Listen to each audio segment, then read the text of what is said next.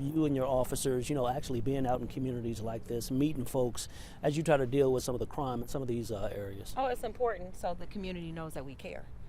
It's one thing to come to a police run, it's another when our officers are present, going in the community, going to the schools that are in this area, walking the streets, being in the corridors of the apartment building. It makes the residents know that we're serious about protecting them. And what sort of reaction do you get? Wedgwood here, we've covered several issues in this particular community. When they see you guys out here, what sort of reaction do you get from them? The majority of the residents want us out here. There's a small pocket of people that are committing the crimes here. And so we're not here for them. We're here to let them know that we're here and we see them, but we're really here for the residents who just are day-to-day surviving.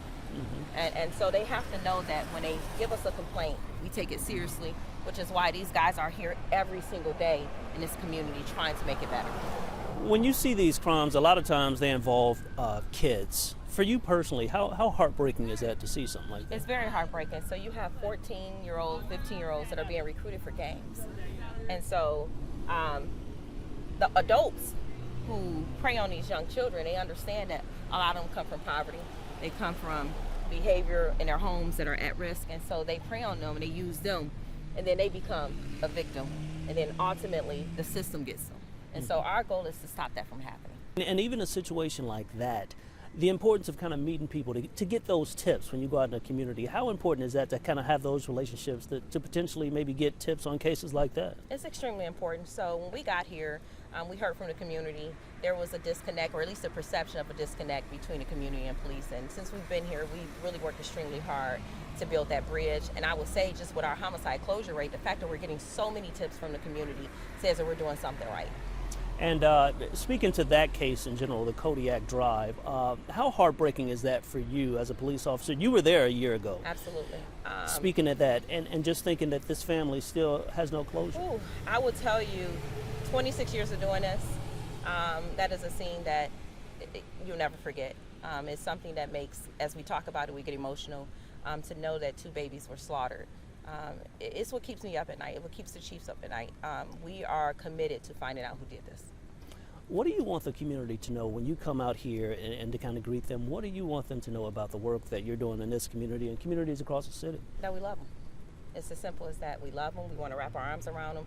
We understand that there's a small minority, and I can't reference that enough. There's a small minority of people that are doing the criminal activity. The majority of citizens here are just trying to survive day to day.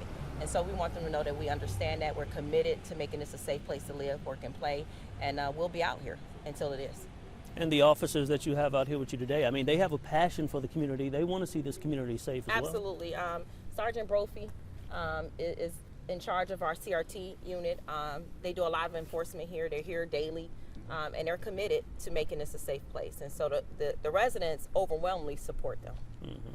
And when you see some of the things that go on in this community, it must be hard for you too, working on the ground level and to, see families impacted by some of the violence in this community. Oh, absolutely. I mean, I think back to my career. I've been on the division for 27 years. And I first started in policing. I came out and did my coaching, and it was on this precinct in Wedgwood.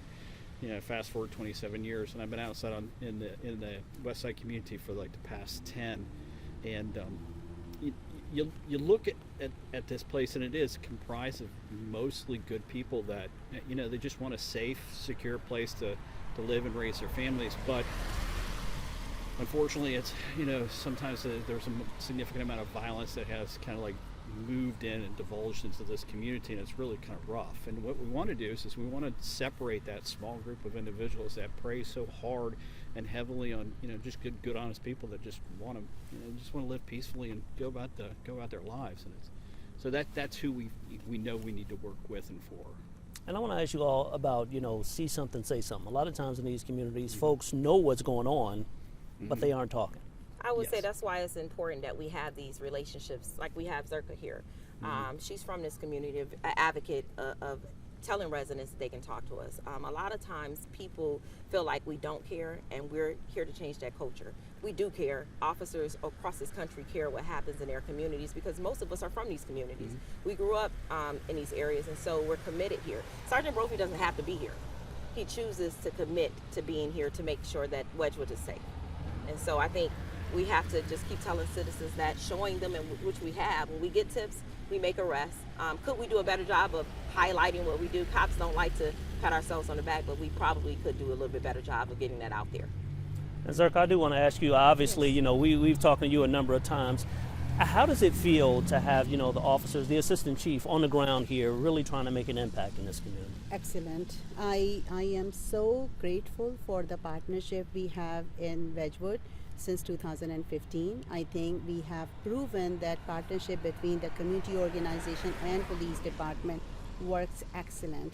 We were able to really curb the violence from 17 shootings, 7 homicides, so 0 shooting and homicide for 16 months when we had a successful partnership before pandemic.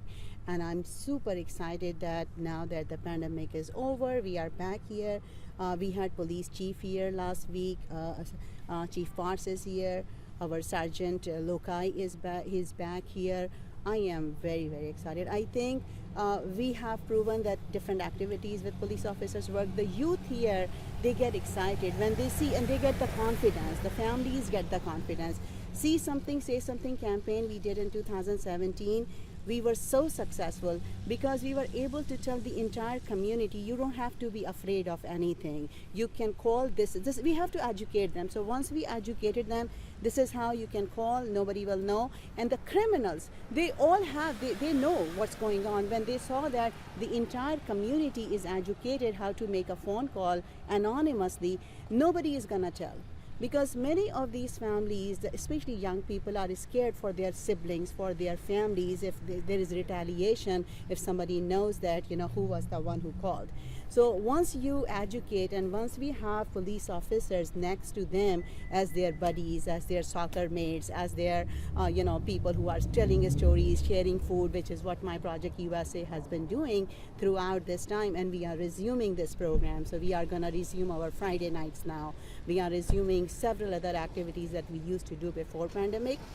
I am very confident that you will see a huge difference within weeks, not even months. Within weeks you will see this. And Chief Potts, just to hear a community member like Zerka, who's really, you know, on the ground doing that work, to hear that she's happy with the job that you guys are doing, it must make you feel good that, you know, you're making an impact. Absolutely. It drives why we do it. This is the reason why we do what we do.